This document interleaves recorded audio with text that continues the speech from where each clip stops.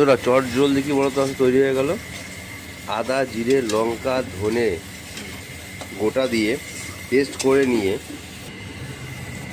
সব কিছু পেস্ট করে নিয়ে একদম পটলগুলোকে মাঝখান থেকে চিড়ে একটু ঢেকে রেখেছিলাম। এখন ঢাকনি তুলে নিয়ে দেখছি রেডি হয়ে গেছে, চট জলদি শর্ট টাইমে রেসিপি রেডি হয়ে গেছে।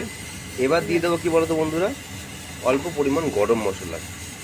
এই ধরনের রেসিপি বাড়িতে তৈরি করে তোমরা খাবে, দারুণ লাগে বন্ধুরা। অ্যাকচুয়ালি পটল ভাপা খেতে কিন্তু খুব ভালো লাগে যদি এইভাবে তৈরি করতে। দেখো দেখো দারুণ কিন্তু হয়েছে। ঠিক এইভাবে যদি তোমরা তৈরি করো খেতে কিন্তু খুব মজা লাগবে। আর অনেক অনেক ভালোবাসা আমার তরফ থেকে।